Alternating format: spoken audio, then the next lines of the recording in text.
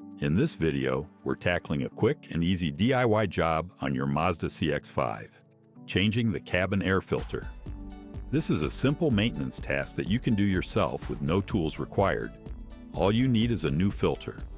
We've put a link to a recommended replacement and the part number in the description below. All right, let's get started. The cabin filter is located right behind your glove box. First, open up the glove box. On the side, you'll see a small damper arm. To disconnect it, just give the lower part a gentle pull and it should pop right off.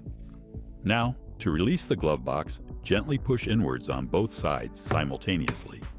This will disengage the tabs, holding it in place. You can then tilt the glove box further down. You can either lift it completely out of the way or just let it hang, whichever is easier for you. With the glove box out of the way, you'll see the filter housing.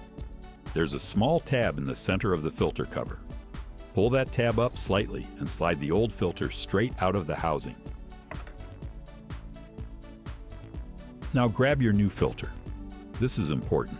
Make sure the airflow arrow on the new filter is pointing downwards. Carefully slide the new filter into the slot until the center tab snaps into place. Now, tilt the glove box back up and gently press both sides inward so the side tabs snap back behind the frame. Don't forget to reattach the damper. Just push the bottom end of the damper back onto its ball connector until it snaps on. Finally, check that the glove box opens and closes smoothly. And that's it. You're all set to enjoy clean, fresh air in your Mazda CX-5. Thanks for watching. If you found this video helpful, don't forget to give it a thumbs up and subscribe for more simple car maintenance tips. Have a question or a suggestion for our next video? Drop it in the comments below. Until next time, and take care.